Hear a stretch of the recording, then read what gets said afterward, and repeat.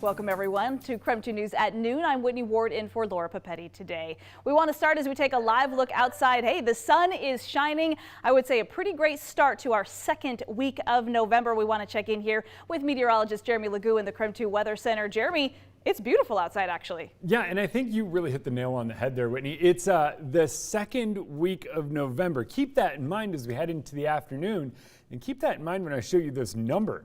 How about that one for you? 46 degrees right now. That is about where we should be in terms of our high temperature today, and we are going to continue to watch those temperatures rise as we head into the afternoon. Just about everybody in the mid-40s. Sandpoint lagging a bit behind at 41, but look around. 43 in Wenatchee, 49 in Moses Lake, and 46 in Coeur d'Alene.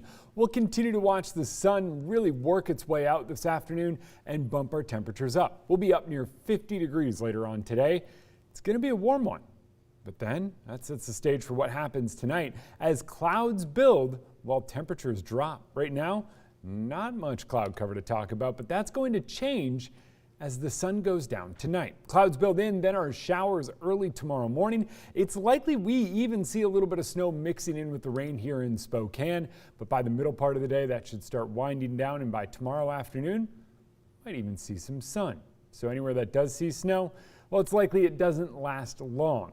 Coming up in your full forecast, I'll walk you through who sees this snow and when the wind arrives and what that means for us. So stick around. We've got a lot to talk about. All right, looking forward to hearing about that, Jeremy. Thank you. Governor Jay Inslee spoke from Scotland this morning. He is overseas for a UN climate summit. Governor Inslee said it's been a successful trip so far, and Washington State, he says, is leading the way in helping reduce greenhouse gas emissions. A goal of the summit is to come up with tactics to slash greenhouse gas emissions by half by the year 2030 and get that number down to net zero by 2050. This is a big challenge for everybody on the planet. I'm really glad to represent a state that's leading the charge. We're very proud of this in our state. And I think if people were in this building, there's 20, 30,000 people here right now, they would feel a sense of joint commitment of the people around the world. It's good that we're leading the world, but it's also great we're not alone. We are all in this together. And when you're with a group of people from around the world, it is heartening, it is inspiring, and it's a good day to be a Washingtonian.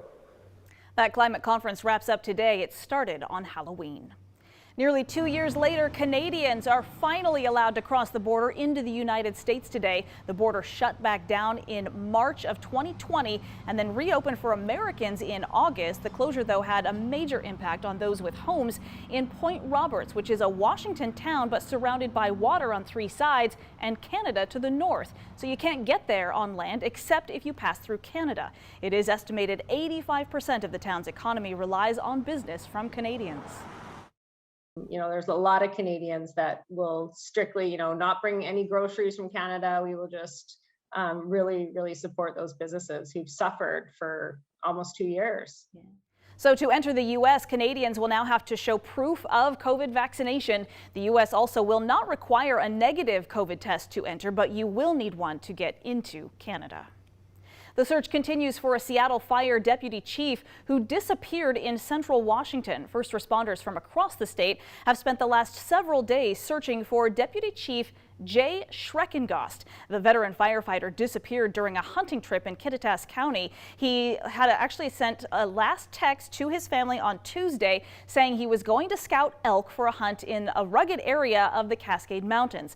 More than 100 volunteers have since joined the effort to try and find him. An 18-year-old University High School student is expected to make his first court appearance this afternoon after he was arrested on Friday for making threats against the school. Classes were canceled last Friday at U High after someone threatened that they were going to shoot up the school on social media. Investigators say they did find evidence that same student had made threats to kill another classmate. He has since been booked into the Spokane County Jail for felony harassment and threat to kill charges.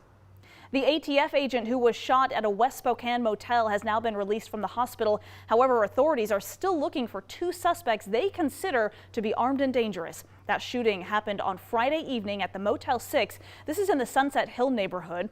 Police say an ATF agent and another person exchanged gunfire, injuring them both. The Spokane Police Department now says the FBI has taken the lead in this investigation. We do believe we have 2 suspects that are outstanding. We do believe them to be armed as well. We are currently actively looking for those suspects as well.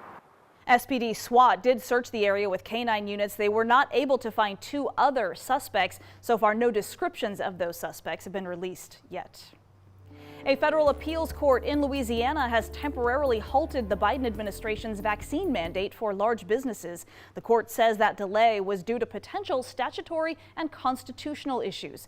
Officials from the Department of Labor say they are confident, though, that mandate has the legal authority to issue the emergency temporary standard when it comes to vaccinations and testing.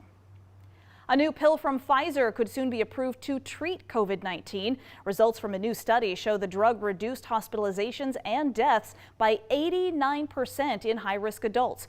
Pfizer will now ask the FDA for authorization. A similar pill from Merck is also now under FDA review. A Spokane Valley dad is changing his anti-vaccine views after his daughter fought for her life against COVID-19. His name is Jeff Treefry. He says he was an anti-vaxxer and frequently posted online about how he didn't think COVID was even real. His daughter Jaden then caught COVID-19 in September. She later developed multi-system inflammatory syndrome, which required her to get the help to breathe by a ventilator. He says he does not want any parent to ever go through what he went through. If you're on the fence about getting the vaccination, this isn't about you. It's about our children. And this is happening all over the country, all over the world.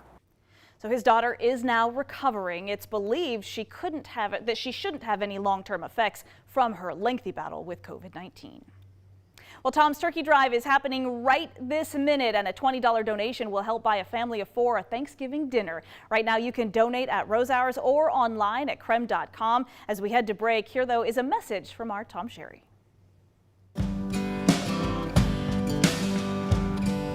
We get a lot of senior citizens. We get a lot of people that are just on fixed incomes. Maybe they're gonna have a grandchild come over, but they just can't afford it, or if they did afford it, something else is gonna suffer. Some light bill's not gonna get paid, something's gonna go.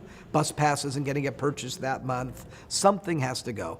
Sometimes we get to this point where, does anybody care about me? And at Tom's Turkey Drive, there's a very physical reminder, yeah, people care about you. People care about you. And they are stepping forward. That person that's helping you with that bag, that's a volunteer. And the people who actually donated the money to buy that box of food for you. So it's amazing.